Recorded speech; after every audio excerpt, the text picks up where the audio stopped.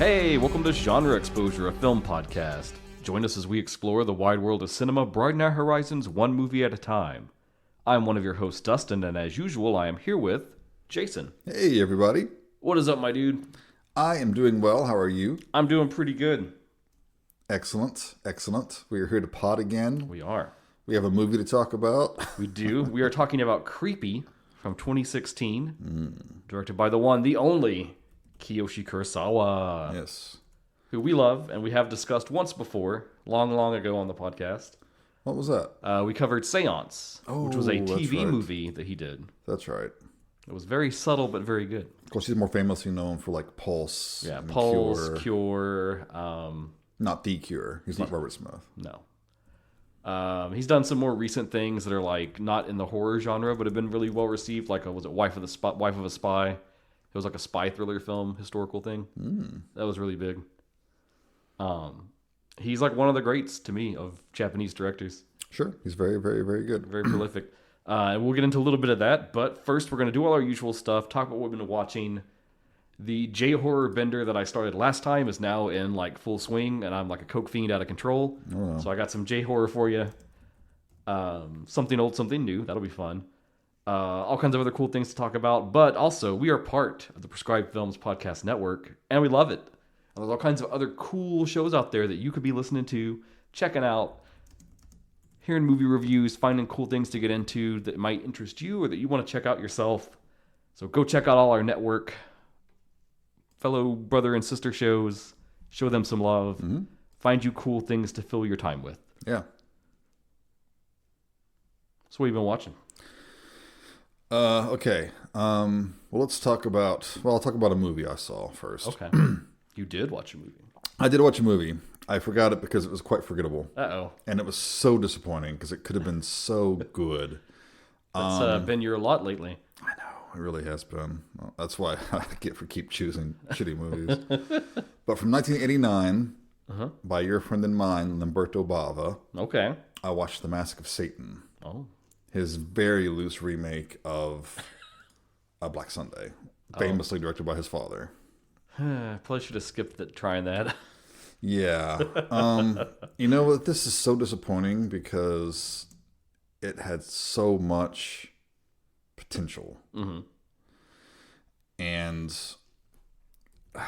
okay, so basically it has to do with a bunch of kids that are out skiing. They're dropped off by this helicopter on top of this mountain. Okay. And they go skiing and they're a bunch of assholes. It's not what I remember of Black Sunday, but... No. Apparently this was made for TV. Ooh. But you know what? It looks pretty good. It's actually a really good looking movie. Okay. They're skiing and they fall into this crevasse that has opened up, right? And they're all being a bunch of assholes to each other. After they fall into the... After they fall, yeah. Oh. Yeah, they're still being assholes. And then they find this frozen body down there who's got a mask on, much like Barbara Steele from the original Black Sunday. She gets the mask nailed onto her head. Okay, yeah. So of course they're idiots and they take it off. Shades of demons here. There's a lot of demons influence here as well. But then the mask starts like influencing them in strange ways. The setting is cool because eventually they get out of the crevasse and they're in like this mountaintop village where only this one priest and his dog lives. And the set is fucking awesome. This is like a weird reimagining. It really is. It has almost nothing to do with the original other than the witch getting the mask nailed on her face. Wow. The setting is cool because it's got all these really cool like cathedral like sets and all these like ice sets and stuff. It must have been used for another production. I haven't bothered to look up the notes on it. But I can't imagine that this was done for this movie because it's way too good looking. For an Italian film, no way. Yeah. And it had such potential, but it's the same thing over and over. His friends like get possessed and they just become even more assholes. And his girlfriend, Sabina, who is freaking gorgeous, played by Deborah Caraglio. Gorgeous. But she like gets possessed by the witch. They do the whole backwards name thing because the witch's name is Anubis, and her name is Sabina. It's backwards, yeah. Uh-huh. And it's just this constant back and forth of her being possessed and him like resisting her. And then she's like, oh, I'm okay now. Then she gets possessed again. He resists her. It's the same fucking thing over and over. When did this come out again? 89. There's virtually no gore. I'm getting some like Evil Dead shades, but I'm guessing not that fun. Not that fun at all. No. It's boring. And this movie should not be boring. No.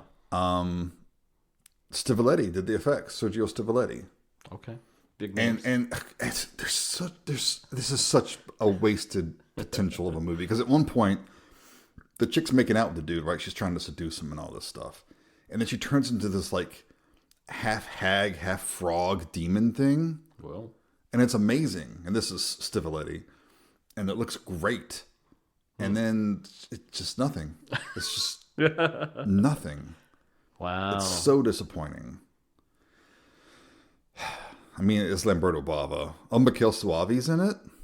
I love Suave. Yeah. It's just so disappointing. It could have been so much better. Sad times. Yeah.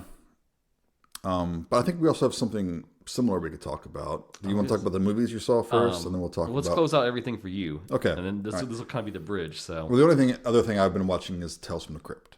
it's streaming, baby. It is. It's on Shudder. Shudder now. This is not a sponsored ad. We just fucking love Shudder. We love Shudder. We love Tales from the Crypt. I saw it when I was a kid. When it came out on HBO, I watched it.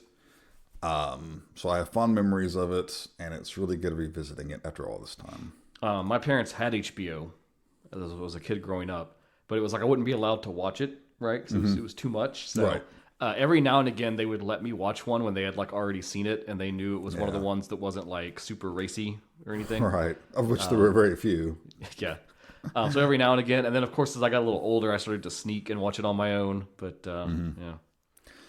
Yeah, I was like 13 or 14, and luckily my mom was a big horror fan, so at least I got to watch it. Oh, but just the fucking intro, just like it hypes you up so much. Oh yeah, I love the Crypt Keeper. He's amazing. Oh, it's so good.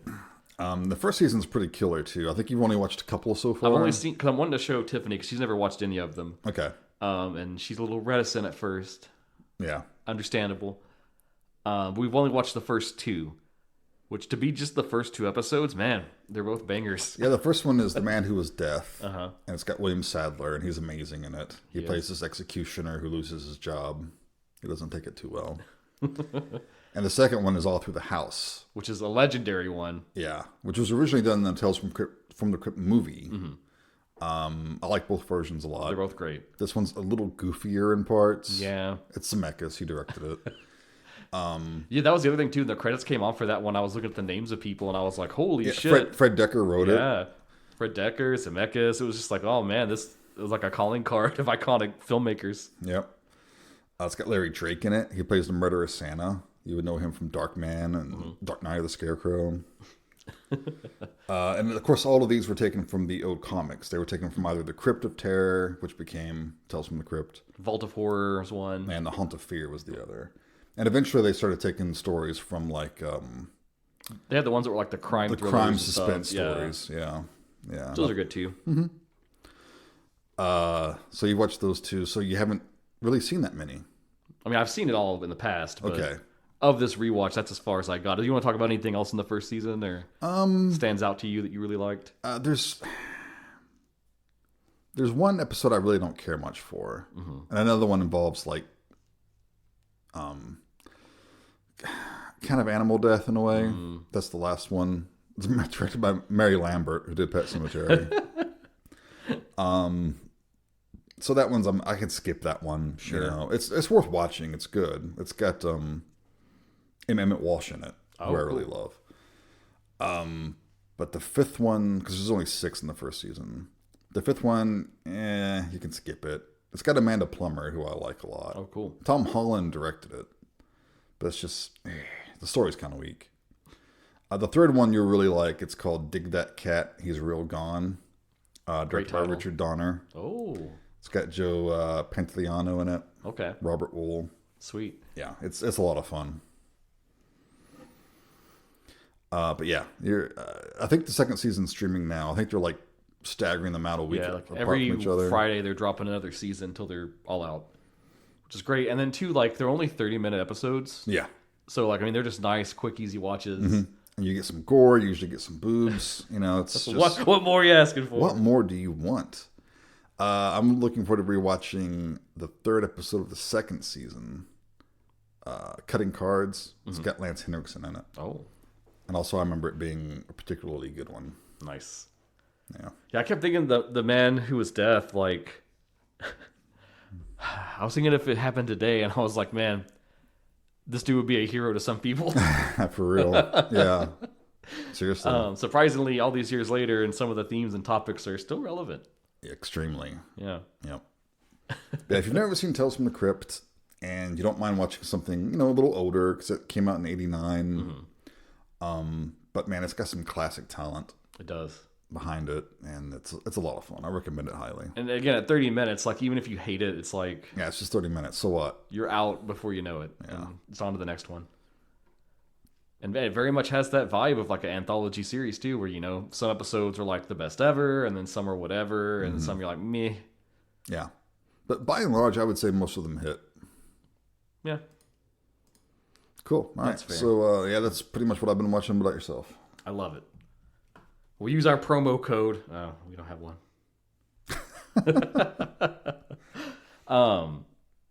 So yeah, last time I unlocked my J-horror obsession again, and that's all I've been doing and living and breathing for the last like 2 weeks. Which is part of why I picked the movie we're talking about today. I mean, 2 decades.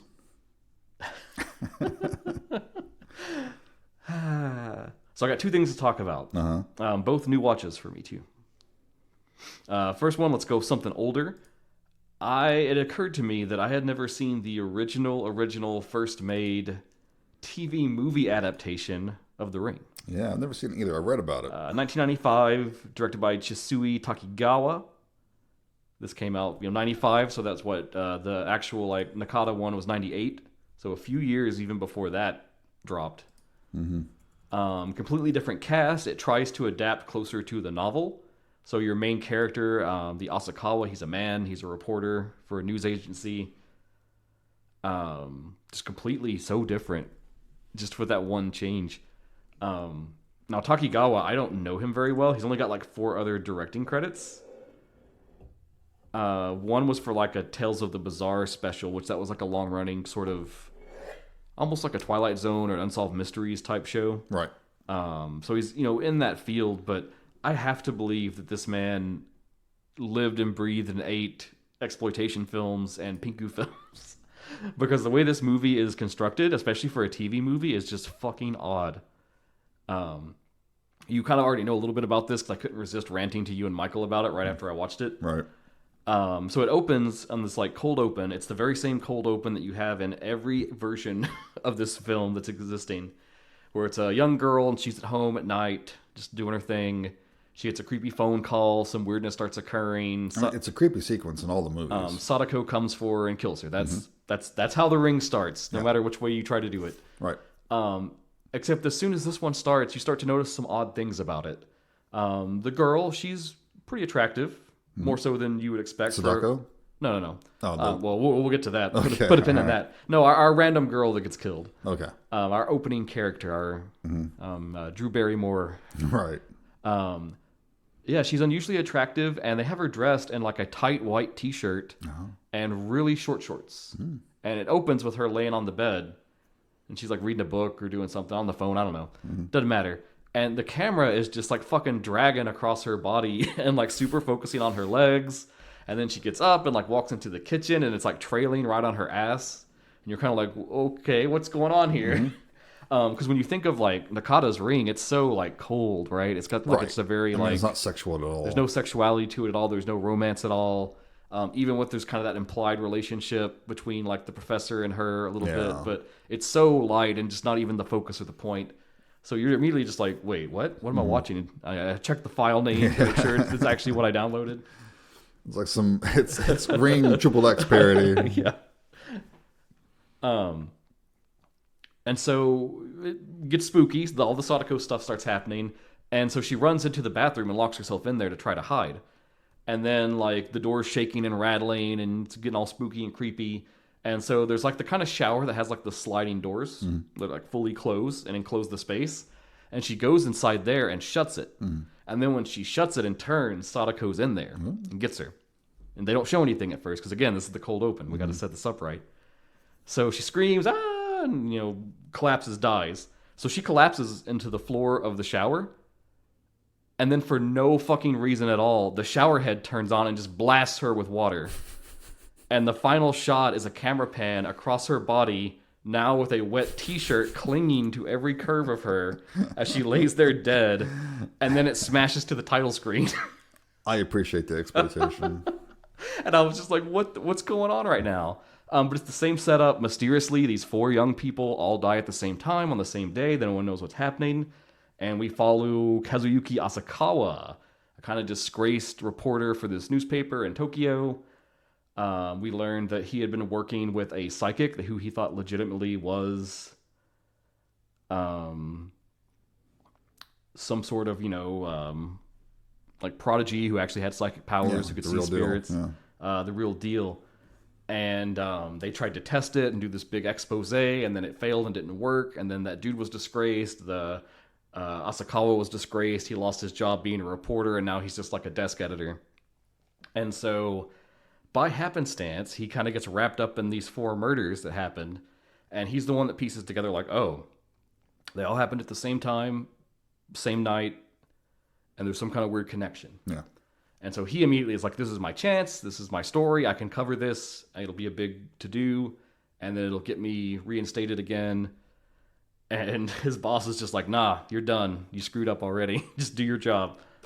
But of course he doesn't, right, because we wouldn't have a movie. Sure. So he starts to investigate, and it's very much like the Nakata film at that point. We're going through the procedures of, go here, talk to this person, learn this bit of information, lead you here, do this, do that. All right. Except again, some of the scenes are a little odd. Like he finally gets a bead on this idea that he knows that the 4 of them went to like some sort of resort cabin and stayed the weekend. So he's trying to find out more about that. And he finally traces it to like one dude who was a friend of theirs. And so we get the scene where he's going to confront him, and it's like a parking garage, and a car pulls in. It pulls in and parks. And the dude's driving the car, and then he's got a really hot chick in the passenger seat.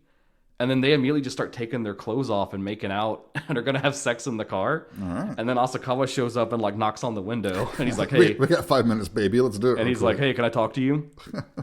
And he's like, what? He's like, I'm a reporter. Can I talk to you? And the dude just gets out of the car and has this conversation, and it's all the drops that if you know this plot, oh, that's like this resort cabin. They booked it for the weekend. They had a party. I ended up not going, blah, blah, blah. So then he looks into the cabin. He finds the tape. He watches the tape. The tape is very different in this one. It's weird and almost like disturbing. There's all these like cuts of like an old woman talking, and there's no audio. And then like shots of a volcano erupting and all this other crazy stuff. Very different from how the one in the actual like real film is composed, or the American one, or any of the other interpretations. Yeah. Then eventually he finds out about Sadako, finds out about all this stuff. He is cursed, has to try to stop the curse. That leads him to working with that psychic dude again. They have the shaky relationship because they kind of ruined each other's careers by working together. Sure. And like in a bit of confidence, of course, the psychic's like, well, make me a copy of the tape and let me watch it. I'll be cursed too. We'll figure it out together. Don't worry about it. Which they do, and then the whole rest of the movie plays out like you expect, except there's one small difference. And that difference is Sadako herself. In this film, she's played by Ayane Miura, and literally every other film that she has credits for on Letterboxd, the poster is women that are either naked in a point of being disrobed, or in some kind of revealing outfit or sensual pose. Okay. She's very attractive. She has very large breasts. And I only bring that up because every time Sadako appears, she's completely naked. Okay. So reimagine every scene from The Ring, except when she shows up, she's completely naked and is unusually voluptuous. I can do that. And it's weird and it's odd. It's very odd. There's these scenes where like Asakawa's like pondering something, and then the camera pans and she's standing behind him. But she's standing behind him, and it's like a chest up shot, so you just have like They're just there, like right behind him. And it's like she's coming in and like leaning in. Oh, wow. And I'm like, dude, how'd she kill people in this one? What's going on? She kills them with sex. Yeah, it's just a weird choice. Really weird choice. Okay, well, I want to see it. It's a fun film. I don't think it's better than Nakata's for sure. No. It's just interesting to watch if you know this story and have seen like the versions, right? Because we have an American remake. We have all kinds of interpretations. There's a South Korean version. There's a South Korean version. There's a TV drama version in Japan as well. So it's just another interesting take on the material. Was it shot on video? I don't know. It was very low quality. And I don't think there's like a good release of it either. So right. I just found it on YouTube. Yeah. So it's out there if you want to get at it. The ending, though, was really fucking cool. Because it gets down to it and they kind of cut it like almost a little early. There's no real big final confrontation sort of thing. But they go through all the motions. They think they resolved the curse. They learn all her history and what happened to her. Blah, blah, blah. Then they think they solved it all. Then she comes and kills the psychic. And then he's like, shit, we didn't resolve it. What's going on? And then she just like never comes for him. And he's confused. And that's when he finally pieces together that like the big trick of it all is that it, copy the tape and pass it on. That frees you from the curse and puts it to whoever watches it next. And in the mix-up of all of that is it's always a plot point. His wife, who is currently pregnant, had watched the tape by accident. And so he goes back, gets her to make a copy, and he distributes it to someone randomly to free his wife. Right. Which is like a tough decision to make. And then it gives you this really bleak, really like downtrodden ending. The final shots are like Asakawa walking through a crowd in Tokyo on his way to the office. And he's kind of like narrating and musing to himself. And he's like, that's the real curse of Sadako. It's that in our despair to live, we'll always make a copy and pass it on. And that'll just spread the curse. And no one will ever be that like heroic person to just, accept death and let it end with them and never continue.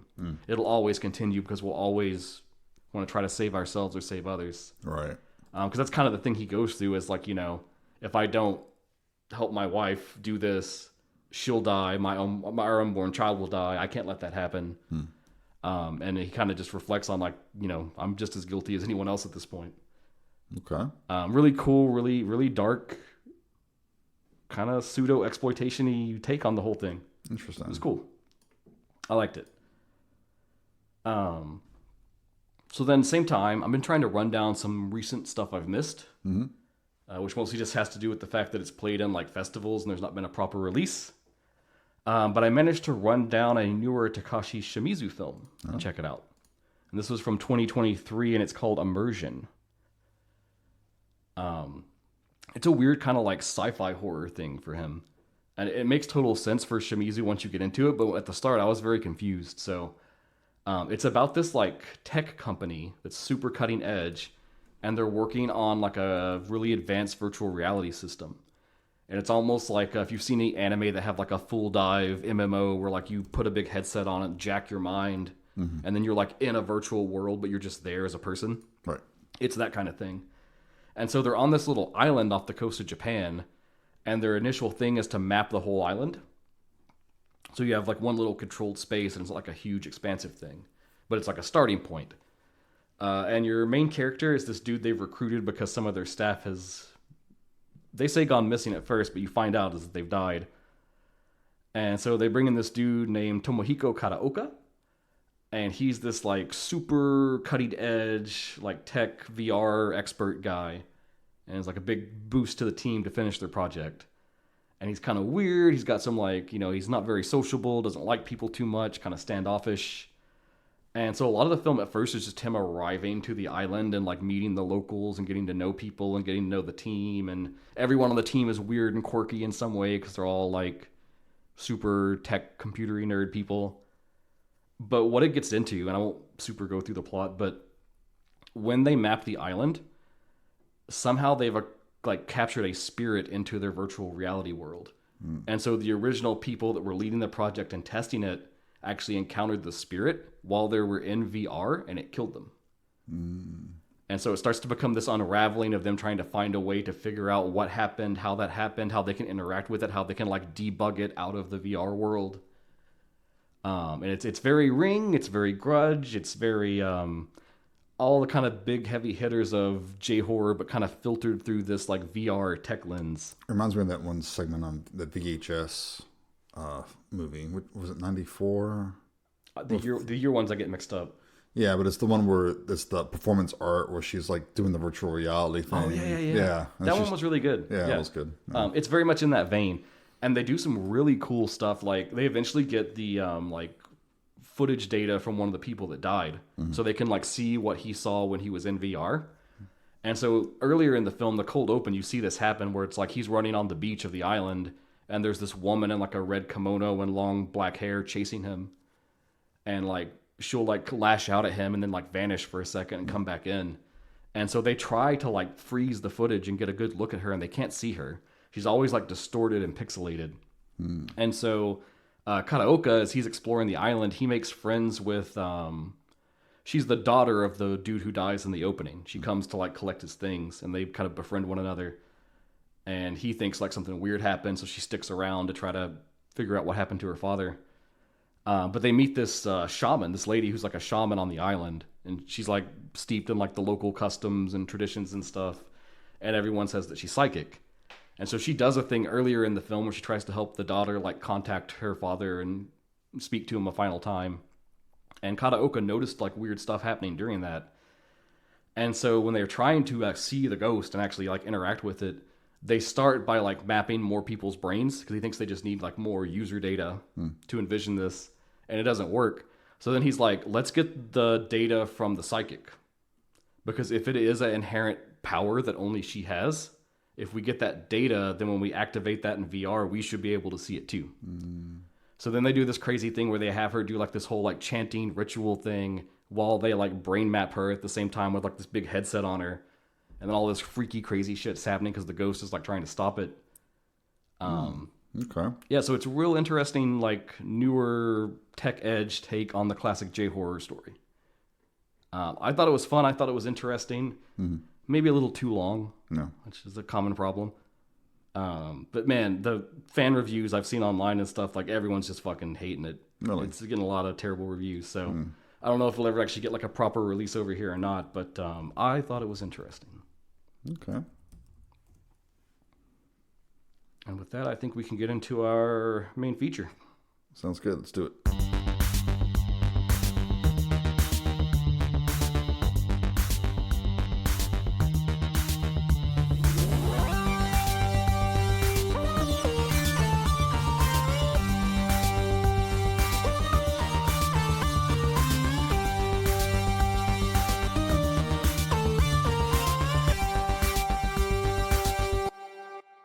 Alright, so today we're talking about Creepy from 2016, directed by the Kiyoshi Kurosawa.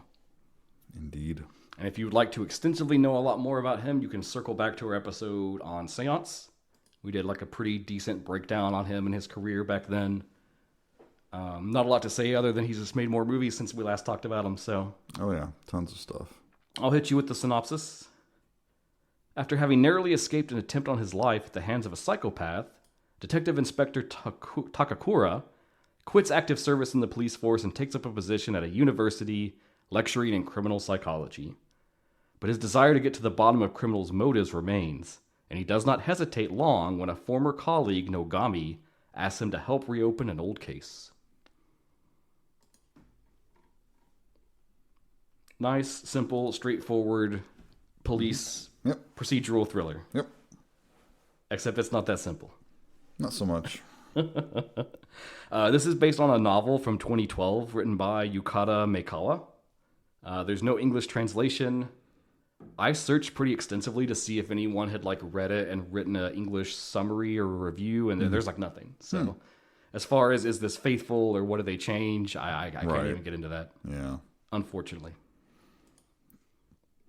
Oh well. Right, so we do start with the prisoner. We do. In a cell. It's like one of those interrogation room kind of things. Sure. Yeah. And he's talking to someone he calls Mr. Detective. Yes. Which is our hero. Yes. Koichi. Takakura, played by Hidetoshi Nishijima. And man, he has a good detective look. He does. He does. He's got that good haggard, that typical kind of Japanese... world weary. He's done with this shit. Yeah. But he's still going to do his job. Mm-hmm. And Koichi's talking to a colleague of his, Nogami, and says that this killer, Matsuka, is the perfect psychopath, and he wants more time to study him. Right. But during this conversation, because they left the Matsuka in the cell, he escapes. Yeah. We see that he has killed the guard, and he has taken a woman hostage. And they're scrambling. Everyone's trying to chase him down. Right. And, he's got like a shiv or something. They don't normally just carry guns on them, so some of them are running to their lockers to get their guns. Yeah, they had to lock them up, yeah. It's really cool. But then we get this awesome standoff scene on the stairs, like out in the main police station, where they have him cornered finally, but he's got this woman held hostage. Mm-hmm. And everyone's like, it's tense. They don't know what to do. And then Takakura's like, wait, I'm going to talk to him. Yeah. We have a rapport, he and I. And you're getting immediately shades of like, oh, this is like some Hannibal Lecter shit or something. Mm-hmm. This is the Will Graham Hannibal moment. Yeah. And he starts trying to talk him down. He's like, you don't want to do it this way. Yeah. I understand how you think, kind of thing. You've got all the power, but if you do anything to that woman, it's all going to fall apart. Mm-hmm. You'll have no way forward after that. Yeah. And he's closing the distance. He's getting closer and closer. And he's like, all right, so just give me the shiv. I'm not going to shoot. I'm going to put my hands up. Yeah, Matsuka tells him to turn around. And so he does it. And then Matsuka's like, oh, wow, you really did turn around. And then he just shivs him in the side. And then he slits the woman's throat.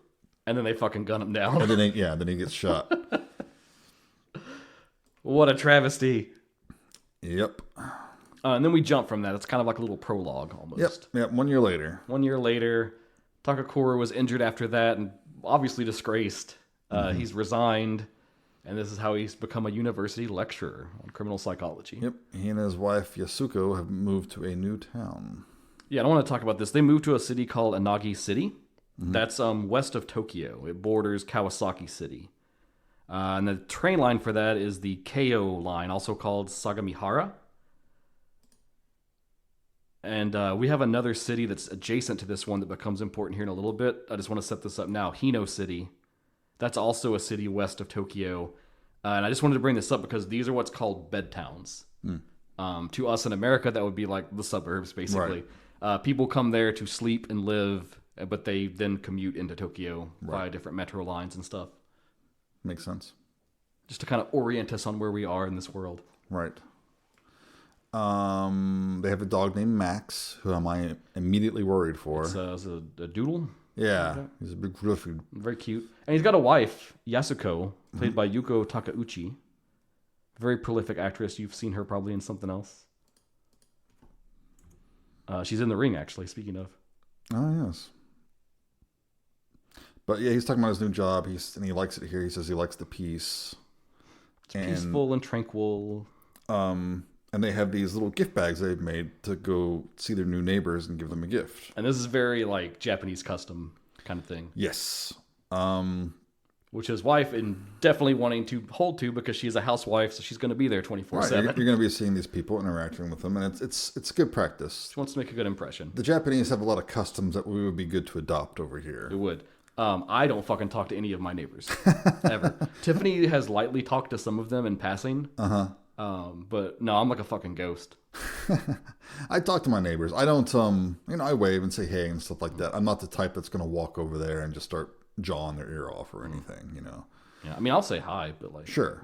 I'll make small talk and I'll talk for a little bit, especially if there's an animal involved, like if they have a dog or something, But yeah, so they're going around, and the first neighbor they go to, she's pretty rude. Yeah, Mrs. Tanaka. She says that she doesn't associate with others around here because you start to feel obligated. Yep. And she has a bedridden mother, it turns out. And she's busy with that all the time. Mm-hmm. And get away, you're bothering me. And keep your gift. And I don't know a lot about Japanese culture, but I mean, this has to be like incredibly rude of her. Mm-hmm. Because I mean, a lot of Japanese culture, it's built around these customs and these... And even if you don't care or you are annoyed, you still know you should play through them to the end. Right. Ceremonies almost, because there's certain things you have to do. And it's... not do those things, it seems like, wow, that's kind of shocking. Which you can tell because Yasuko's very, put back by this. Right. And they go to the next house, and there's like a little gate there. Yeah, and it's the layout is like it's their house, and then there's like a little like road that goes back in a little bit, Yeah, so this other house is kind of behind theirs. and like up on a little, almost like a hill, but not quite. But he's like behind and like looking out forward. Yeah. And then the old woman's house, Tanaka, hers is like on the other side of that. Mm-hmm. And they get no answer here, so they're like, okay, well, maybe we'll try later. And later, Koichi is giving a lecture on serial killers. And he's talking about how there's like 3 different types: organized, disorganized, and then like really random, crazy ones that make no sense. And talks about how the organized and disorganized. Eventually, if you figure out the pattern, you can work around them. You can kind of predict what they're going to do. But that third type, they can switch between them at will and are basically completely unpredictable. Right. And I have a note here. Let me find it. He was talking about a specific serial killer at first. The one who would take people to like an island on his plane and let them loose and hunt them down. Yeah, he would kidnap prostitutes and then take them to a forest and hunt and kill them. He lived in Alaska, and it was Robert Hansen. Yeah. And Koichi even has a line that says, "Everything's bigger in America." Yeah. Yep. Yeah. And in his setup, like his history of serial killers, he even talks about like that, like America hit the scene, and then we were just like crushing it with serial killers. Yeah, well, Unfortunately. USA.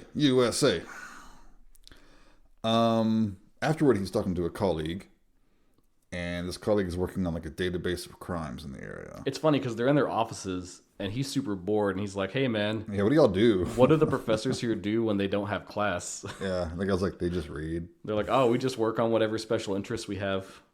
And he's like, "Oh, okay. Well, what are you doing then?" Because we're both criminal psychology. And this guy's got this map out, and they're showing him all these different cases. Some were solved, some were unsolved. He's basically just mapping every crime that's happened in the area and flagging them with they're solved, unsolved, whatever. And there's this one about these 3 members of a family in Hino City. Yeah, that's the other city. That's unsolved. And they disappeared. And Koichi's kind of wondering, why is that a crime? Well, also, they left behind the daughter. Saki. Yep. And then Koichi starts remembering the case, and he says that the girl kept changing her testimony, so it was inadmissible, and They then had to everything, throw it out. It just went cold. Yep. And he's like, that's super weird. Yeah, and then the colleague's like, "Hey, do you want to go to the crime scene?" And Koichi's like, "No, I don't do that anymore."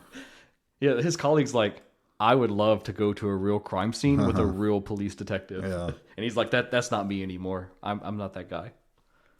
But okay, let's go. Yeah, let's go. Get your coat. Meanwhile, Yasuko goes back to that gated house to deliver the gift. And she's like leaving it on the gate when there's no answer. But then the neighbor comes out. And he's a little strange. Yeah. Nishino is his name. Nishino, yes. And Masayuki Nishino. And he is played by Teruyuki Kagawa. good performance. If you've seen a lot of Japanese films, you've probably seen him in something else. Yeah. He's in some of the Rurouni Kenshin live action films. He's in Mike Sukiyaki Western Django. 20th Century Boys, the live action Yamato film, ton of different horror films and stuff. I think he's voiced some people in some Ghibli films. And he's in a few other Kurosawa films, I think, too. Tokyo Sonata, which is like more of a drama. He's in that from 2008. So very prolific actor. And just want to throw out first, he is like firing on all cylinders this film. Yeah, he's very, very good. He's standoffish, but he tries to be friendly, and he's just got this awkwardness. It's very much like you would think he's on the spectrum or something. Right. Yeah, like he's awkwardly, he's not very social at all. And he's asking like, what's in the bag? And she's like, it's chocolates. And he's like, oh, well, I like chocolate. And he asks if it's like those ones that cost 1,000 yen a piece. And she's like, no. And he's acting weird about the dog too. He says dogs don't usually like him. Yeah. But he likes dogs. But he's awfully rude. He's dismissive and doesn't really paying her attention. And so she gets frustrated. She goes home and she just throws the last gift away. And then later when Koichi comes home, then she's like, hey, I met the other neighbor. He's weird. Yeah. I don't like him. He's creepy. And then he's kind of like, oh, dear, I think that's just the way people are around here. My job's going great, so let's just not worry about it. Yeah. Oh, what a Japanese thing to do. So Nogami, who we saw from the beginning, comes to see Koichi. And Koichi's not happy to see him. He obviously has some PTSD about his experience and everything like that. But Nogami's... Oh, wait, put a pin in this. Yeah. Before Nogami visits, he does go to that crime scene with the colleague. Right. They only get into the lot that's outside the apartment complex. Yeah. But they kind of just stand there and stare for a bit. And the colleague kind of teases the idea of, like, let's go inside and see if anything's unlocked. And he stops him. But you can tell with our lead guy here, he immediately is like, Doesn't even say it feels like a crime scene. Yeah. Yeah. He says it really does feel like a crime scene. Yeah. Like something bad has happened here. Just want to set that up because that's very important. Yeah. So yeah, shortly after that, another day on the campus, Nogami shows up. Yep. And Nogami knows they went to go see the house. He says that the case has always bugged him. And that the girl Saki might even agree to talk to Koichi. And he even says, you should have been assigned to this case because you would have solved it. Mm-hmm. But they put you on something else. And because they did that, this went cold. All right. Meanwhile, the dog Max is aggressively greeting the weird, creepy neighbor, Nishino. Yasuko's coming out, like getting Max off of him and everything. And then Nishino kind of seems a little different. He says he's sorry for being so rude the other day. He says, everyone around here is always rude, so I just expect the worst. Kind of rubbed off on him. He says the chocolates were really good. And then his daughter Mio arrives. Mm-hmm. And she's played by Ryoko Fujino. And she seems like, bubbly, nice. She's petting on Max and stuff. Your typical Japanese high school girl. Sure. But then Nishino gets a little weird again when Yasuko talks about how she hopes that she can meet his wife. He's like, why do you want to meet my wife? Yeah, what are you my wife for? Yeah, he gets all weird and kind of in her face and creepy.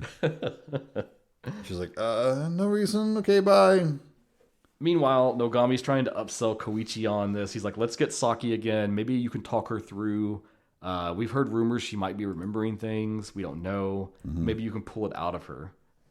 And he's just like, man, I don't know. Let me think about it. Yeah. So while he's coming home that day, he bumps into Nishino. Mm-hmm. And then he's like, hey, can I talk to you real quick? Yeah. He's like, oh, yeah, you're the other neighbor, right? My wife told me about you. Yeah, nice to meet you. And he's like, yeah, it's nice to meet you, too. You seem like a cool guy. Hey, your wife's really bothering me. Yeah. And she's very annoying, and you need to put her in check. Yeah. And don't let her keep doing what she's been doing. Can you do that for me, please? Thank you. Okay, bye. Right. And I guess Koichi is just like, painfully polite, as is the custom. He's like, oh, I'm sorry she bothered you. Sure, And, Koichi tells his wife about Nishino and says he's a creep. Don't worry about being a good neighbor to him. He's like, don't be rude or anything, but don't go out of your way to interact with him. Mm-hmm. But then over the coming weeks, Nishino kind of tones back down. He starts acting normal. He starts being nice. Max even starts to like him. They interact now and again with Mio, saying a hi here and there. Yeah, because Yasuko tries again. She brings him some stew. Yeah. And invites her into the house and asks if you still want to meet my wife. And we get the first of several scenes they repeat. Yeah. In an interesting way where it's like just her in the foyer standing there awkwardly. And it's kind of this weird, kind of dark, creepy hallway. To the right, there's this open entrance. You're not sure what's through there. Mm-hmm. And Mio comes down and she just sort of like suddenly shakes her head no. And she's like, toward Yasuko. Mm-mm. Like telling her to leave without saying it. And so she gets the creeps and she's like, oh, sorry, I really have to go. But Nishino realizes something's weird because she tries to leave with the stew, and then he's like, hey, I thought you were going to give me that stew. Yeah. And then he says how he talked to her husband, and the girls must really love him. He's like, I bet all the ladies love him. He's just so handsome. But then he says, oh, my wife has depression, so she's been ill for a while. She's in bed a lot. And I'm just at my wit's end, I'm sorry. And so then Yasuko kind of softens again. Mm. Meanwhile, Koichi and Nogami have been talking to Saki. Yeah. And she's talking about trying to relive the experiences she had right before her family disappeared. And it's this whole thing about like the days leading up to the disappearance. They were acting very erratic and very weird and out of character. Like she saw her mom having a weird phone conversation. She's convinced it was someone that her mother knew. And that her father was having conversations with someone. Her brother would come home smelling like alcohol, but he didn't drink. And then as he kind of is like coaching her almost, doing like some psychological therapy stuff. And they're like recording this too. The way he pitches it to her is like, I'm not a police detective anymore. I just have a personal interest. Now, as a university person, I would like to like research cases like this and study them and put out case studies. So I'd like to record this. I'd like to document it. It's not for the police. It's for me. But if we did find out something, we could, maybe bring justice to what happened. And when she can't recall things, or maybe she's withholding, he gets a little animated. Yeah, he gets aggressive. Yeah, and she's like, "Oh, you're no different from anyone else. You tear into people's emotions like a lab rat." Yeah, because there's one part where she drops like a piece of stuff that she remembered, and he leans in and he's like, "Oh, that's very interesting." Yeah. And then she's so like icked out by it, and she's like, "Ooh." So is this a thing, or was it me, or was it the weather, or what? Did this scene get dark in the middle, and is that intentional? They dim the lights. Yeah. The characters themselves dim the lights? Yeah. Or did it? Okay. Yeah, they're in like an office and they pull the shutters. Okay. And dim the lights. Because then things kind of brighten up again. So I didn't know if that was just a sort of a subtle cue that, Well, I think it's both. What they're talking about is going to. I didn't know it was like the action of a character causing that to happen. I thought it was an effect. And it's too. They have some neat talk about like filmmaking stuff. A lot of these scenes where they're talking to Saki on campus, they'll have them like in a room and behind them is a window. And it's this very big contrast where like they're in this room. It's very silent. It's very sober and clean. And they're talking about this very dark, disturbing stuff. But all you can see is beyond out the window. There's college kids running around and laughing and talking and just interacting and zipping around. Right. It makes this very interesting like tonal contrast. Yeah. Between these two things that are going on at the same time. I found myself scanning them too, just to see if anything weird was happening. Yeah. It's almost like a throw off kind of thing. Yeah. So Koichi goes back home and finds Nishino in his house. Yep. Apparently his wife is giving Mio cooking lessons. Yep. So Nishino is much more pleasant now. They're all having dinner together. But then Koichi starts asking him about his work. And he gets kind of vague and says he works with stocks. He's in an investment firm. Yeah. And he and Nishino are alone in the kitchen. And he says it's not smart to talk about my work around the women. He says some of my work's a little shady and kind of gray market areas. And he says something like, "Come by my house and I'll show you." Yeah. He's like, I can cut you some deals. Now the scene gets dark here too, though. Yeah. So which is why I was thinking earlier that was I think it's a stylistic choice. Right. It's when you're encroaching on like the truth of what's going on. Right. I just didn't know if it was supposed to be, I don't know what the proper word for it would be, but diegetic or non-diegetic. If it was like just a mystical happening, or if it was like a character doing something to cause it to happen. Yeah, and Koichi tells Yasuka not to trust Nishino. Yeah, he's like, I really don't like him. You need to hanging out with him. I know you're trying to be nice to Mio, but, just be careful. Yeah. Meanwhile, Nogami goes to check out the Mizuta house. He's kind of making a leap to kind of reopen this case. And he's going in there and searching. Mm-hmm. Because the Mizuta house, that was the neighbor of the missing family. Right. And that's one of the potential mystery person identities for Saki's like fragmented memory. It could have been the neighbor, Mr. Mizuta. Yeah. And no one ever searched that house because they had no reason to. Mm-hmm. So Nogami's like, fuck it. It's an abandoned building. I'm just going to go in there and look. Why not? Everything's still there. It's like people just left. They just abandoned it until someone wants to like buy it and renovate it. And there's a foul stench because he's like holding his hand to his mouth. Yeah, immediately he's like, oh. No. And what do you know? He finds in vacuum-sealed plastic bags 5 decomposing bodies. Yeah. It's pretty cool. It's a cool visual. It's a really cool visual and super like creepy and disturbing. Yeah. Meanwhile, Yasuka goes looking for Max. He ran off again. And she finds him with Nishino. In like a little park. Yeah. And he says he thinks Max wanted to be free. And he tells Yasuka that she should be run free too. Yeah, everyone deserves to be free. And then he asks, who's more charming, me or your husband? And Yasuko reacts weirdly to this. She almost like blushes a little bit. Yeah. It's like, oh. Yeah. But it weirds her out and she kind of runs off. Mm-hmm. And then that night, as Koichi's coming home, he's approached by Mio directly. Yeah. Which is weird because she kind of just avoids him. Yeah. And then she's like, hey, I need to talk to you. And he's like, Yeah. Okay, sure. Yeah, what's up? And she's like, that man is not my father. Yeah. He's a stranger. He's a complete stranger to me. And he's like, well, what do you mean? And he leans in. He's interested. And then Nishino comes out and he's like, hey, Mio, don't bother Koichi. Yeah, get in the house. He's had a hard day at work. Get in the house. And later on, Yasuka is hiding a phone call from Koichi. She's up on the steps away from him talking to somebody. And then she gets really freaky when he asks questions. Yeah, because he's like, who are you talking to? And she's like, why can't I talk on the phone? Yeah, I can talk to people. I'm in the house all day. You don't know what I'm doing. And she like blows the fuck up on him, gets real angry, real loud and stuff.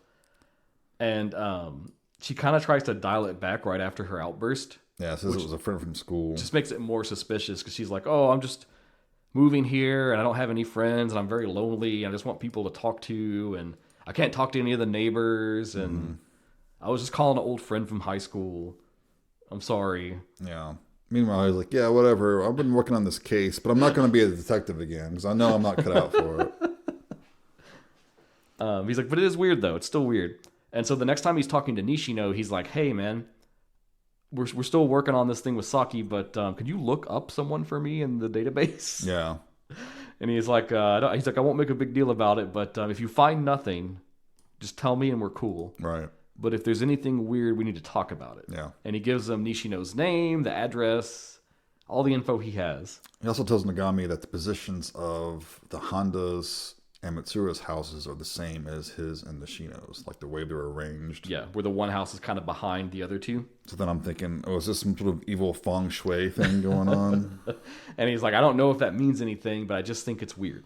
Yeah. And I would just like to rule this out for my conscience so I can rest easier. And then later he encounters the other neighbor, Tanaka, was that her name? Yeah. The first one that was rude. And he's asking about Nishino, and it's like, has he always been that way? Has he always been an asshole? And she's like, oh, you notice now. Yeah. You know why I act like how I act. Yeah. And she's like, that man is heartless. He's cruel. He's terrible. Says that he's a monster with no heart. Yeah. And she's like, you better keep your distance. If you get too close, who knows what'll happen. And so then now he's even more like, this is getting a little too close to home. Yeah. Meanwhile, Nagami is doing his detective work, and he looks up Nishino and sees that he was like an institute director. So Nishino goes to visit him in his house, and he meets Nishino, and Nishino invites him in. Well, it's not just that. He figures out something. Yeah, because Nagomi has his ID. Yep. And this man is not Nishino. It doesn't look like the guy in the picture. Nishino's like a young boy. Yeah. So he's like, okay. And it's a little bit of hubris on Nogami's part, but he's like, I'm going to go there and confront him and catch him. Yeah. Because he invites him into the house, and then Nishino disappears down that hallway. And Nogami's like, well, okay, I'm just going to follow you. And then suddenly he's like in the fucking warehouse and hostel where people are like hacked apart and stuff. Which we should say, we didn't mention it at the start, but the first time you see the house, it is being worked on. There's signs of like construction. There's a fenced off area. Right. It's being renovated in some way. So it's not immediately alarming, but then when he reaches the steps that descend into the soundproof room. Yeah, right. Then you're like, oh shit. Yeah, there's a big metal door like in Saw or something. Yeah. You know? And he kind of just... he opens the door. Yeah. And then it cuts. We don't see what happens. And then Koichi's coming home at night. And then the neighbor Tanaka's house fucking explodes. Like the windows blow out and flames it's on fire. And it's a really great scene because there's a lot of good camera work in this where they just do like interesting angles or the way they frame things. Mm-hmm. But Koichi stops outside. He has like a phone call or something and he's talking on the phone. And behind him, you can see the Tanaka house and you see several flashes of blue light inside. Mm-hmm. Like some kind of electricity burst or something. Yeah. And then it just fucking explodes. Yeah. The fire CG, ooh. It's fine. It's fine. It's so slight I wouldn't punish it for it. But... No, it's fine.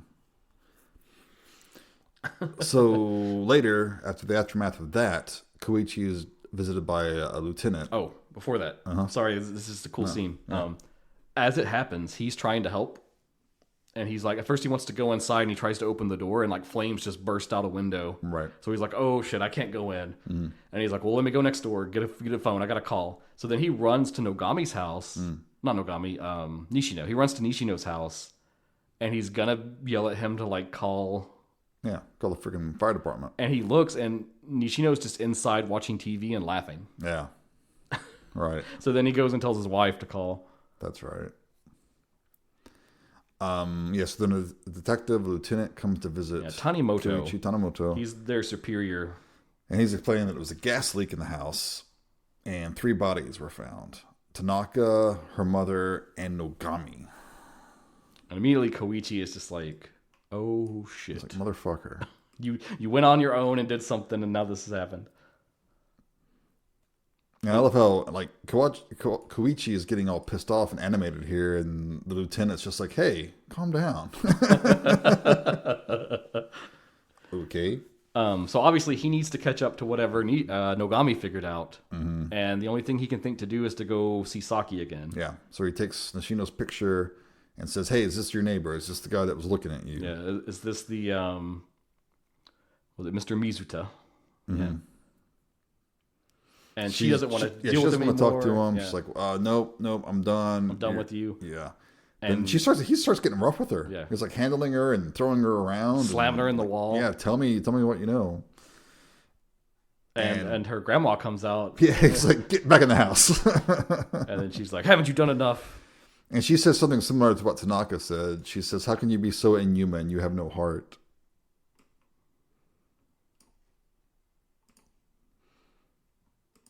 And then we see Nishino talking again with Yasuka. And they're like, suddenly they're just out in the middle of the road talking. Yep. And it's like he has some power over her. Like he's Svengali or something, right? Yeah, he's saying things and she's kind of reacting to his words. And he's like... Yeah, he's like, you must come over and see me. He's like, miss, can I hold your hand? Yeah. And she puts her hand out behind. It's just like she's powerless. He just grabs it and takes it. And he's like, you have to come over now and see me. Mm-hmm. You know that you want to. Then we get to see some family time with Nishino and Mio. Yeah, we start to see behind the curtain a little bit. Yeah, they're in their soundproof dungeon room. And a body has been vacuum sealed. Yep. Which is fucking disturbing too, by the way. It is, yeah. It's really a really disturbing visual. And her mother is there. Mm-hmm. Mio's mother. And Mio's asking Nishino if he'll give her mom a shot. Yeah, she's doing bad. She's got the DTs. Apparently, he's got her hooked on heroin or something. He's got some kind of drug that he's using to make these people bend to his will. And we see it for a minute on her mother's arm. She's got all these little dots where he's been injecting her. Yeah. And apparently the guy in the bag was her dad. They never say what the drug is. They just mention that it's a tranquilizer at one point. So it doesn't matter for the purposes of the film. And they hide the vac-sealed body in a hidden room beneath this basement. Yeah, they have a little like floor hole that they cover with a rug. Important for later. Mm-hmm. But the person they're vacuum sealing is Mio's father. Yeah. So apparently this is kind of just his MO. He sets up somewhere. He plagues a family. He twists them and controls them. Yeah. Kills the ones that he doesn't need or are not going along with the plan and dumps them and just moves around and keeps up this whole scam. In the morning, Koichi's heading out again, kind of ignoring his wife some more. And she's just like sitting in front of the fan, and we see that she has like track marks on her arm. Oh, before that though. So she gives the mother that dose, and she intentionally doesn't give a full dose, which then makes her more cognizant of what's going on. And she tries to attack Nishino. Yeah. And he manages to get the upper hand. And then he's got Nogami's gun, where he killed Nogami. Yep. And so he ends up shooting the mother. Yeah, he tries to get Mio to do it. And she won't. She hesitates, so he just grabs it and shoots her. And he's like, hey, look what you made me do. I'm a criminal now. And he says, in fact, I didn't do this. You did this. Yeah. You forced me to do this, so it's your fault. You're the one that killed your mother. Why do I have to clean up your family's mess? And he basically tells her, you need to start being useful to me or you're going to share the same fate. Yeah. And Mio's like, okay, I can't dispose of my mom by myself. So Nishino has Yasuka come and help. Yeah, but this is where we get that scene. She's at home alone and like she's really hot and sweaty. Yeah. She's getting the shakes. She's got the withdrawals. And she puts the fan on herself and is trying to cool off. And as the camera pans, we see that she's got those injection marks now too. Mm-hmm. And eventually, she just can't take it anymore. And she gets up and goes over to see Nishino. And the next thing you know, there she is down in the soundproof room. Yeah. And he's just like, all right, this is what we're doing. You're going to help Mio. You got to dispose of this body. She'll tell you what to do. Bye. Yep. And they put her in a bag and seal her up. Meanwhile, Koichi's trying to get information from the cops about what Nogami uncovered. They're like telling him to go home. Like, you're not a cop anymore. Yeah, You can't be in on this. And he's like, you don't understand, though. And back at home, Mio comes to Koichi. Well, he comes home, and at first he's like, where the fuck's my wife? Yeah, where's my wife? Looking around for her. And he asks, is Yusuka at your house? And the Shino shows up. Mio's trying to be like, protect me, help me, blah, blah, blah. And Koichi won't let him in. It's got the door locked and everything. But then the door unlocks. Yeah. He's still got it chained. But he's like, why do you have a key to my house? And this is great because Koichi goes on the attack at this point, and he literally shoves him out the door and is pushing Nishino out into the front, into the street. Yeah. And he's like, why do you have my key? Why do you have a key to my house? Yeah, where's my wife? He's like, give me my key. Where's my wife at? He tells Mio to call the police, and he's got Nishino out there in the grapple down on the ground. Puts him in a police hold. And the cops show up, and Mio's like, I didn't call them. And they fucking arrest Koichi. Yeah, Nishino pre-called the cops and said he was being assaulted, all in preparation for this. So they arrest Koichi and take him off. And he's talking to the lieutenant from before. Yeah, Tanimoto. And Tanimoto gets them to drop the charges. And he's like, we're not gonna make this a big thing. Nishino said that he didn't want to press charges on you because you're probably stressed or something. Mm-hmm. And I'm going to, not have the cops do anything else with you. And then Koichi's like, you don't understand. Nishino is the killer. Yeah. And the lieutenant's talking about how Nogami was in debt. And he says he probably committed suicide. And then the lieutenant takes Koichi to another room where Nishino's supposed to be. Mm-hmm. He says, okay, we're going to go talk this out. He says, we'll clear this up. We have him. He came in because he had to sign the papers to press charges. And, and tellingly, it's the same room from the very beginning of the movie. Yeah, I thought that was very intentional. Yeah. But Nishino is not there. And the lieutenant's like, hey, where the fuck is he? And you can tell he's charmed the guard because the guard's like, oh, such a nice man. Yeah, you know what? He had to go home. And then the lieutenant's like, okay, come on. Koichi and him go back to Nishino's house. And the lieutenant goes into Nishino's house and he's, snooping around and finds the creepy basement. And he's walking into the room, and then just bam, he falls through that rug into the little pit. And he looks, and he's just laying on piles of vacuum-sealed bodies. Yeah. And he's like, oh! So then he's like, oh, crap, I got to tell Koichi. Stands up, and Nishino's already there. Yeah. And he's offering a hand to help him out of the pit, but then he just injects him with the junk and lights out for the lieutenant. So Koichi kind of ran in the house, got some things, got prepared. Yeah. Tanimoto doesn't come back, so he's like, all right, I'm going in there. It's go time. And he finds Yusuka all drugged out. She's kind of rambling. She's talking about how she gave up on a lot of things a long time ago. And she's not happy with him. Yeah, he's like, I'm sorry, I didn't know you felt that way. Let's start over. He's like, you should have just told me. Mm-hmm. We could have talked about this. It didn't have to be all this. Yeah, and he sees the big evil metal door, and he goes to it and finds Tanimoto dead. And the Shino comes out. He's got his gun, and he tells him that Yusuka's acting on her own free will. And he's like, I didn't do anything to her. She chose this. She chose me over you. Yeah. And then... and you can tell he's got this, smugness to it. Yeah. And Koichi's like, oh, shit, what the fuck? And here, I'll show you. And the Shino gives the gun to his wife. Yeah. Who just kind of looks at it and just hands it right back to Nishino. And he's like, see? If she wanted to get away, she could have shot me with the gun and ended it there. Yeah. But she didn't. And then Koichi's telling Nishino that, hey, you get others to do your crimes. He's like, I figured you out now. I understand what you're doing. You get others to do your crimes. You think that you're above everything. You think that you're innocent because you never dirty your hands directly. Yeah. And he starts to push back and approach him. And he's like, don't come, I'll shoot. And he's like, you won't shoot me because if you shot me, that would be you doing something yourself directly. Right. And you won't do that. And he's got Yusuka behind him. He got her to come to him and everything. And you know this is coming. Oh, yeah. He gets him backed into a corner, and he's like, all right, we're going to walk out of here. Yep. This is it. But then Yusuka comes up next to him and then injects him with that dope, and he passes out. Later on, Nishino is hiding Koichi's car, taking the license plate off and everything. And we get this really sad scene in the soundproof room where he's like unconscious and strapped to the bed. And Yasuko comes in to like kind of force feed him some food. Yeah, yeah. And Mio's just like watching from the entrance. And Nishino tells Mio that they're moving again. He's like, their family has grown. Our family's grown. We're not fit for this house anymore, and there's too much heat in the area. Time to find a new place. Yeah. And then they're all in the van, and this is a very like stagey, artificial sequence. It's so fucking good. Yeah. They're like driving at the night, and there's like fog everywhere. And it's all you see is the fog all around them. And they're obviously just like, in a fake car. Yeah. And it's, yeah. They've got... it's very intentional. Koichi handcuffed still, because they're not sure how well he's brainwashed yet. Mm-hmm. Got Max in tow. Max is with them. He has Yasuko driving. He's just like lounging and all happy and smug. Yeah, he's great. He's smiling. And they stop somewhere. It looks like an old, I don't know what it is. It's like a building. It could be like a store, like a little shopping plaza or something. But they park and the Nishino goes up to the top and he's looking out with binoculars and he finds some houses with the same configuration as the last one. Yeah, and that's kind of the final puzzle piece. He always looks for a configuration like that. Yeah.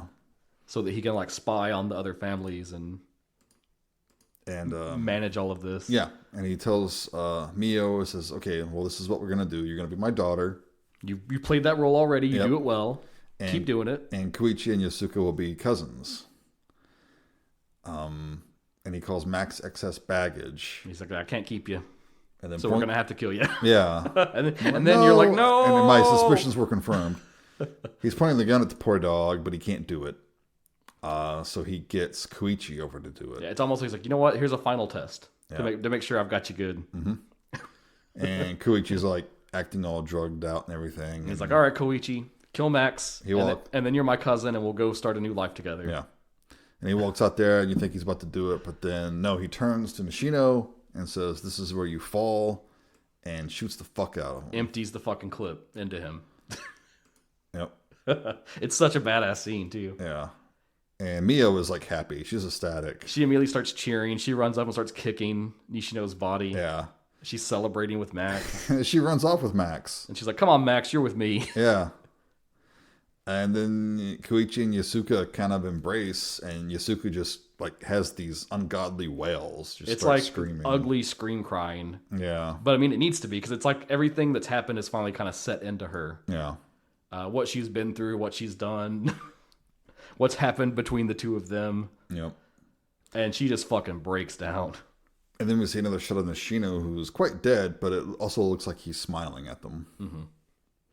The end. Dark fucking ending. Not as dark as it could have been. Not as dark as I thought it was going to be. For sure. Yeah, it could go worse. Yeah.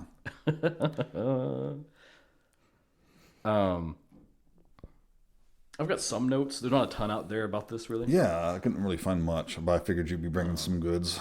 We skipped talking about genre because I was so excited to get into this. Oh, yeah. IMDb has it tagged as Japanese, crime, drama, horror, mystery, thriller. Is Japanese a genre? Apparently, well, tags. We're talking about tags. Yeah, tags. Genre tags. Yeah, Wikipedia calls it a psychological thriller, which I think is pretty close. That works. Yeah. That's definitely... I mean, there are some real, like, truly horrific elements, so... Yeah, but, I would not call this a horror film. No. At the end of the day. The emotion that it gives me a lot throughout it is dread, not horror. Yeah. It's always building. You're building to this truth of what's going on, and you're getting, like, that anxiousness and anticipation. Right. Yeah. Had a pretty quick shoot. They started filming August 1st of 2015, and they finished on the 4th of September. Pretty quick. In the shots in Nishino's house, he has that antechamber before his, like, dungeon area. Yeah. And it's like a little living room with a TV. And several times he's watching a show, and it's got this jellyfish. That's a reference to another Kurosawa film, Bright Future from 2002. Okay. Jellyfish was a central, like, important thing in that film. Oh, all right. Now, let's see. I talked about the cities. This premiered at the 66th Berlin International Film Festival.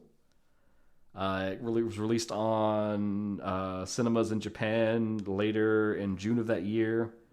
Over here in the U.S., initially we got a crappy DVD release.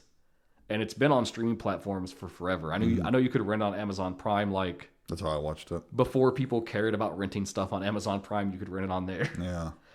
More recently, we got a very nice Blu-ray within the last year, put out by Kimstem, and that's one of those Vinegar Syndrome partner labels that they help distribute. Okay. It's a great transfer. Looks gorgeous. I watched it for the first time off the Blu-ray this time. Nice. Because before, I think I had just rented it off Amazon back in the day. Yeah. I didn't have time to get into all the special features, but it's packed full of those too.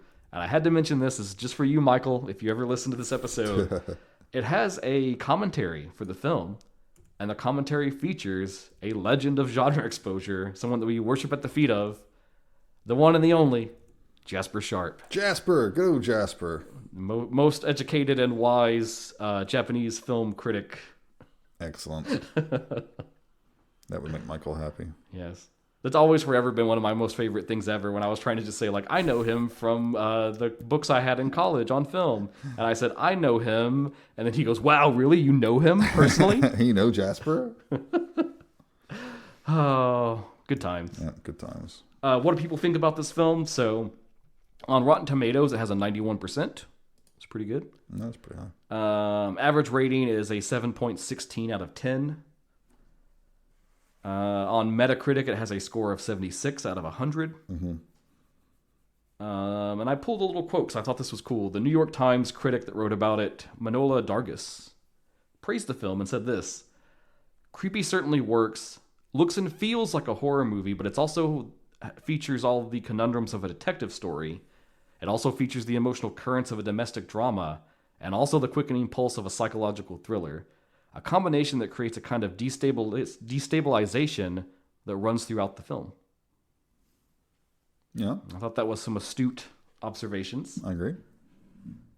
And then this was Rob Stager of The Village Voice talking about the film. He really focused on Kagawa's performance as Nishino and said, all of the performances are well acted and compelling, but Kagawa stands out. His Nishino is beyond interesting, somehow as cowardly as he is sinister, and he recalls the oily nervousness of Peter Lorre.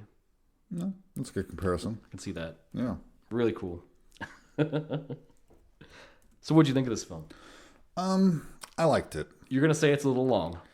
It is. Yeah, I knew it. It is, and I don't think that's just me. I think a lot of people would agree that it's a bit long. You know what I find interesting, and I meant to put a thing in my notes about this, but I just remember it. So those reviews and stuff, like from critics, right? 91%, 7 out of 10. That's like pretty good. Mm-hmm. Fan reviews, like if you go look on Letterboxd, they rate it a lot lower. Yeah, and I can understand why. I think it's a good movie. I did enjoy it. I don't love it. I do think it's a bit too long, but let's talk about the positives first. Sure. Great acting. Impeccable. Everyone kicks ass in it. Everyone's very good. Across the board. Even little like side people you only see for a scene are still just perfect. What you cannot expect from this director. Oh yeah, he's very meticulous. It's well directed. It looks nice. Good looking shot, movie. Good editing and framing. It's not flashy, but it's very, the score is very cool. Score is cool. Lots of cool moments where it builds these like big drones that like build up and up and up when something sinister is happening or about to happen. I love the basic concept. I love the fact that, I mean, almost everyone's got neighbors, right? Mm-hmm. And you never really know who your neighbor is. Right. And I like the play on the whole ceremonial rigidity of the Japanese culture and how you're supposed to be with other people. It made me think of Speak No Evil, which is also kind of about the crimes of kindness. Same. Yeah. I was thinking about that too at the same time. And it's like, if someone creeps you out, fuck it. Don't worry about being polite. Don't worry about being nice. Man. Yeah. But they're almost bound by tradition, right? To act a certain way. Especially the guy who plays Nishino, he's really great. Yep. If it was someone else, I don't know if it would work as well as it does because his performance just makes so much of it. Mm-hmm. To me, the movie gets a little. It's so back and forth, and like it almost gets a little repetitive to me. That may be part of the point. I'm not sure. And there were some good visuals, some creepy images, like the bodies and the bags and everything like that. That's actually. Oh, I don't know if I should share this. Well, I will. Okay. If I don't return for any more episodes, you'll know why. Tiffany has a deep-seated fear of the idea of that. like being in a thing and being like vacuum sealed that way. That's very specific. It like just she cannot handle it. If it's in a film, she fell asleep while we were watching this because Lucky for her. Testament to your thing about it being long. She didn't get to see any of those scenes, but I was just waiting the whole time because I knew she was going to be like, oh. If she woke up in the middle of that, she probably a freaking heart attack. Yeah, I mean, no, that's very creepy. Yeah. I think it's also like a fetish for a lot of people. It is, yeah. There's some way you can do it and like you have to be able to breathe. Yeah. But they're like being contained like that. Mm-hmm. But you know, not gonna yuck anyone's yum. No, not at all. Go for it. Live your life. Yeah, sure. At the end of the day, there wasn't enough payoff for me with this. Like, it really wasn't worth the trip. Oh. It did feel long to me. It felt a little repetitive. A couple of times I was kind of like, okay, let's go, let's move. And maybe it's me wanting something that the movie didn't want to give me. Maybe that's my fault. I don't know.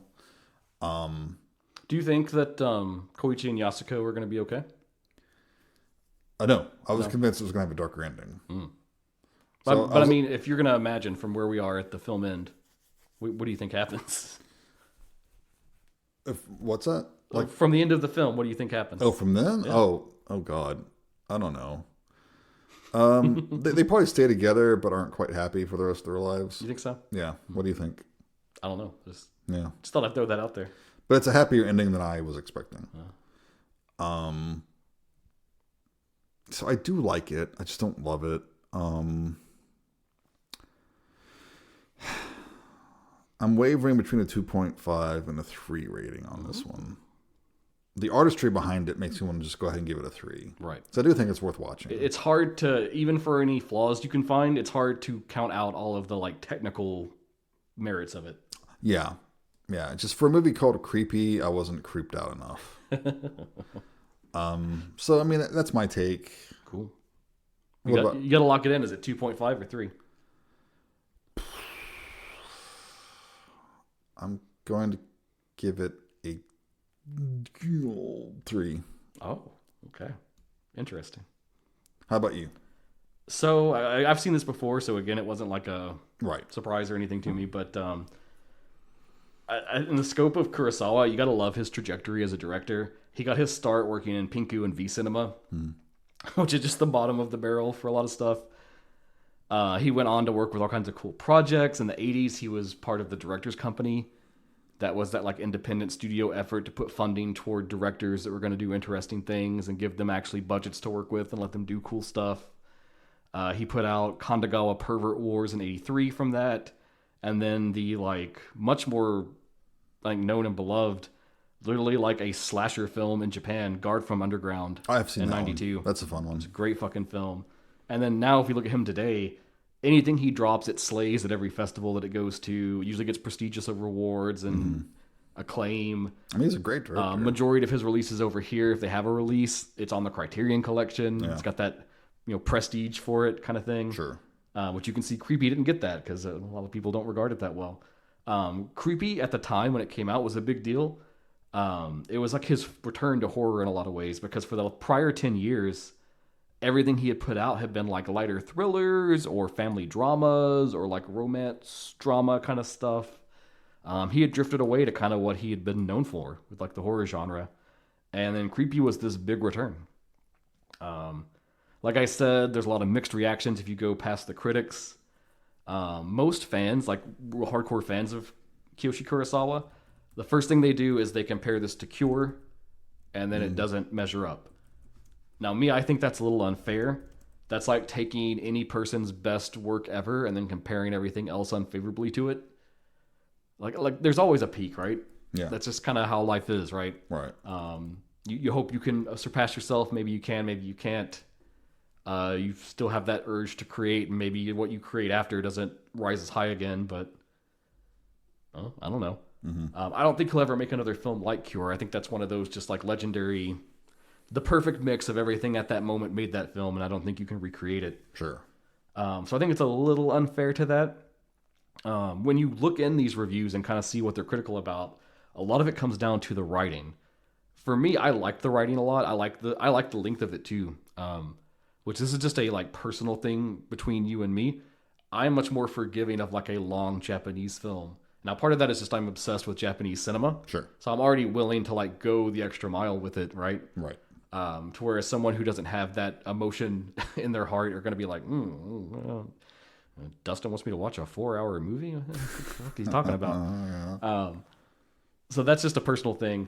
But I like that it's slow and methodical. I feel it's like you are doing this investigation with him and kind of peeling back each layer slowly, the same way an actual detective would, like grinding down to the actual truth wherever it is.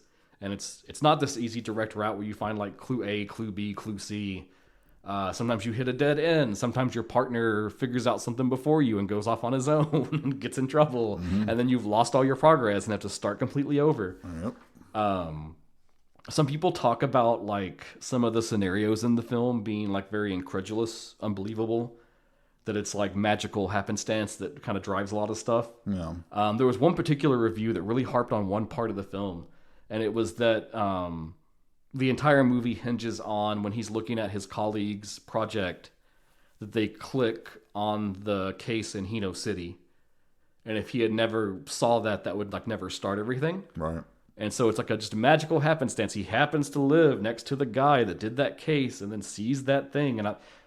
But isn't that life? Isn't that how things happen? Like, right? I mean, sure. I think it's a minor quibble. I mean, to me, like, it's a movie, dude. Like, if he doesn't do that, there isn't a story. So what are we doing? Yeah. Are we just going to watch like 2 hours of him teaching classes and then it ends? Like, if they hadn't like been beholden to the tradition and didn't try to give gifts to neighbors, then nothing would have happened either. Right. To me, like, that's what it's about, which I love. And then Nishino, just all-time great villain.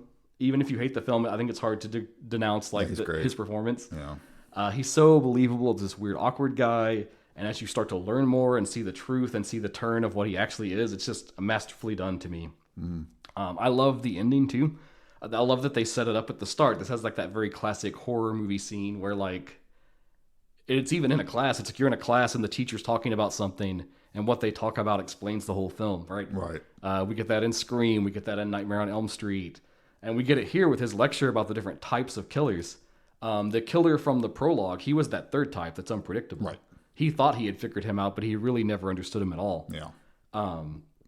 But I think, and they never come back and like give it to you in words, but Nishino has an established pattern.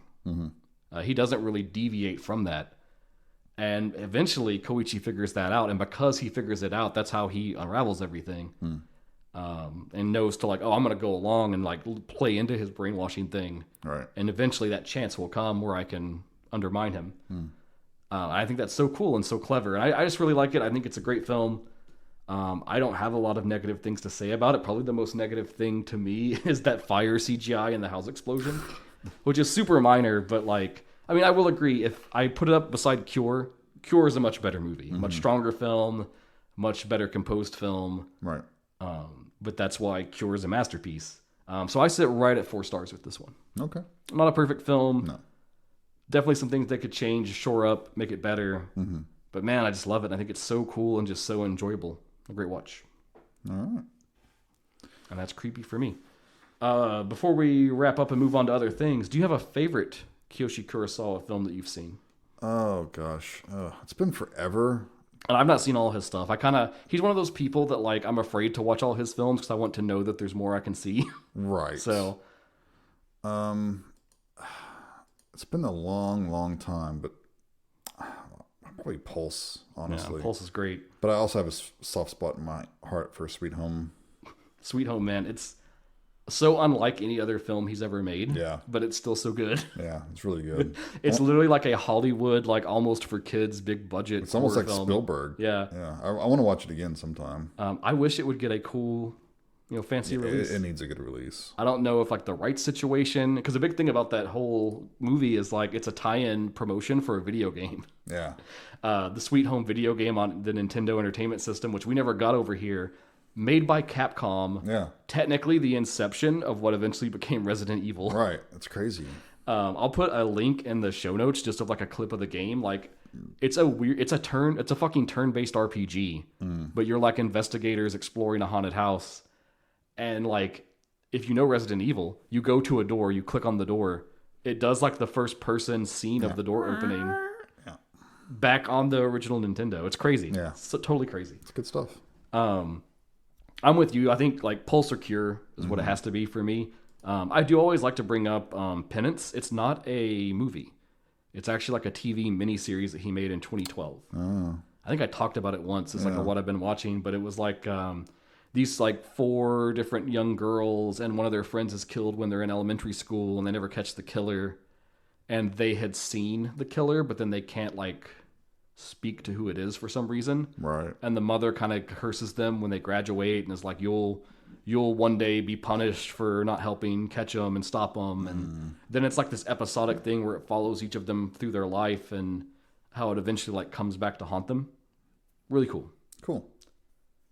But that's creepy, and that's Kiyoshi Kurosawa. I'm sure we'll go back to him again in the future. But for now, where are we going next? All right. Well, we've taken a couple of trips overseas. Sure. We're going to come back to America. Sure, let's go back home. And we're going to visit a decade that I'm usually not very fond of. Uh-oh. The 90s. Oh, my time. Okay. From 1997, we're going to talk about a movie with Kurt Russell called Breakdown. I have not seen this. I will hit you with a synopsis. Let's hear it. A man searches for his missing wife after his car breaks down in the middle of the desert. Okay. Directed by Jonathan Mostow. Oh, so from one marital issue to another. Okay. I see your through line. Although, well, no, I won't say anything. Yes. Put a pin in that, huh? Yeah. Okay. But it's a streaming, plenty of places you can watch it, like Amazon. So it's not too hard to find. Cool. We'll look forward to that next time. I hope you enjoy it. We shall see. I like the premise, and I love movies set in the desert, so Yeah. that's a locale that's very appealing to me. Excellent. Write in. Let us know what you've been watching. Let us know what you've been checking out. What do you think about Creepy? Have you seen it? Let us know what you think. Yeah. Do you think it's creepy? If you think it's creepy, let us know. If you think it's garbage and I'm just blowing a lot of smoke out of my mouth about it, then tell me that too. Yeah. I'm always happy to hear detractors. Let us know any films we should be checking out. We'll always take your movie requests. Got a few more in recently, which is exciting. You'll be pleased to know, Jason, they are not exploitation or extreme horror films. So, I mean, I love some exploitation, but not every extreme horror film I'm in the mood to watch right now. So that's good. That's good. So we may be getting a listener episode here soon. You can hit us up on Facebook, on Instagram, on Twitter. We're just always happy to hear from you, no matter what you got to say. Even if it's like, bro, you should buy this movie on Blu-ray, because I'll probably do it. Yeah. If you suggest it. He'll do it. Don't threaten me with a good time. All that being said, you've been listening to Genre Exposure. Bye, everyone. Take care.